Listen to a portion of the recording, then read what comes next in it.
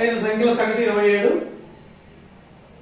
ఒక సంఖ్యను తొలగిస్తే సగటు 25 అవుతుంది.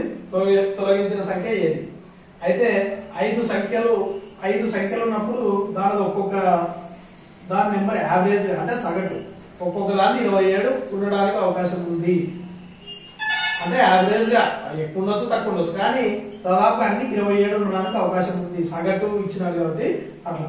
తర్వాత 4 అయితే ఒక సంఖ్యను తొలగిస్తే 4 కదా అయ్యేది. ఈ 4ది యావరేజ్ వచ్చేసి 25 అని అంటున్నాం.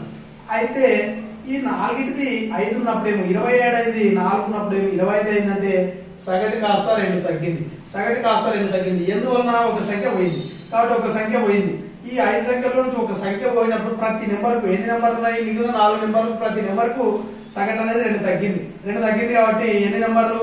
4 నెంబర్లు. 2 4 జా 8 కాబట్టి ఈ 4 నెంబర్లకు యావరేజ్ గా సగటు ఎంత తగ్గిందంటే 8 తగ్గింది. అప్పుడు మాత్రం 27 ఉంది. అంటే పోయిన నెంబరు ఒక నెంబర్ పోవడం వల్ల సగటు అనేది 8 తగ్గింది.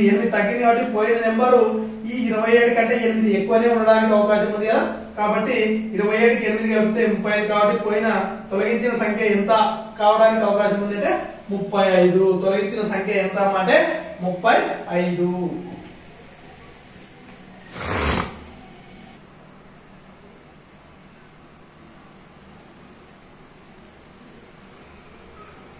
ఒక తల్లి ఆమె 6 పిల్లల సగటు వయస్సు 12 సంవత్సరాలు. ఒక తల్లి ఆమె 6 పిల్లల సగటు వయసు 12 సంవత్సరాలు. తల్లి వయసును కలుపుకోకపోతే ఈ వయసు 5 సంవత్సరాలు తగ్గేది. అయితే తల్లి వయసు ఎంత? కాబట్టి ఇక్కడ మనం ఏం చేయాలంటే ఫస్ట్ క్వశ్చన్ బాగా మామూలుగా క్వశ్చన్ ఎట్లయినా ఆయన ఎగ్జామ్ పాయింట్ ఆఫ్ వ్యూలో ఏ విధంగా ఇస్తారు, కానీ మనం మన లాంగ్వేజ్ లోకి మనం ఏ విధంగా అయితే అర్థం చేసుకున్నామో క్వశ్చన్ మన లాంగ్వేజ్ లో మనం అర్థం చేసుకోవాలి. మన లాంగ్వేజ్ ప్రకారం ఏంటంటే ఇక్కడ ఒక తల్లి ఉంది, ఆమెకు 6 పిల్లలు ఉన్నారు. మొత్తం కలిసి ఎంతమంది అవుతారు? ఒక తల్లి మరియు 6 మంది పిల్లలు కలిసి మొత్తం 7 మంది పిల్లల మొత్తం 7 మందిది సగటు వయసు వచ్చేసి 12 సంవత్సరాలు. 7 మంది సగటు వయసు 12 సంవత్సరాలు అంటే ఒక్కొక్కరికి 12 సంవత్సరాలు అంటే మొత్తం అందరు కలిసి ఎంత? 84 సంవత్సరాలు అవుతుంది.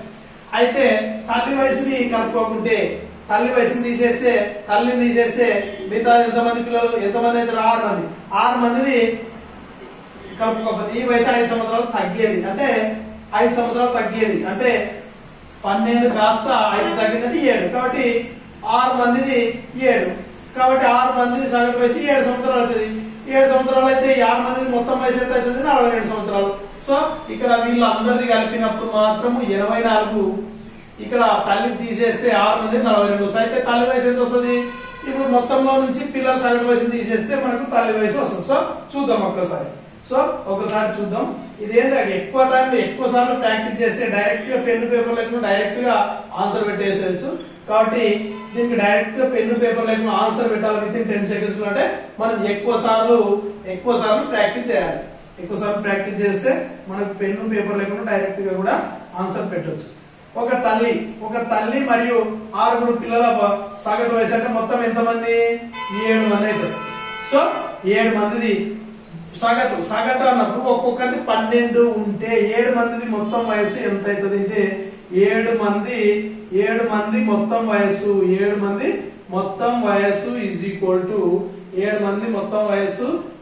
టు 7 ఇంటూ ఒక్కొక్కరిది 12 సంవత్సరాలు సగటు. కాబట్టి అందరిది కలిపితే 7 మంది కలిస్తే 84 సంవత్సరాలు అవుతుంది. 7 మంది కలిపి 84 సంవత్సరాలు అవుతుంది. సరే నెక్స్ట్ క్వశ్చన్ ఏంటి? తల్లి వయసుని కలుపుకోకుండా తల్లిని తీసేస్తే ఎంతమంది అవుతారు? తల్లిని తీసేస్తే 6 మంది అవుతారు. 6 మంది మొత్తం వయసు ఎవరు? 6 మంది పిల్లలు కదా. 6 మంది తల్లిని తీసేస్తే 6 మంది మొత్తం వయస్సు 6 మందిది ఎంత తగ్గిందంట? ఈ 12 నుంచి వయస్సు ఈ 5 సంవత్సరాలు తగ్గింది. 5 సంవత్సరాలు తగ్గింది అంటే 12 ఉండేది 5 తగ్గిందంటే 12 నుంచి 5 తీసేస్తే 7 కదా. సో ఈ 6 మంది పిల్లలు అయితే ఒక్కొక్కరికి 7 ఉండడానికి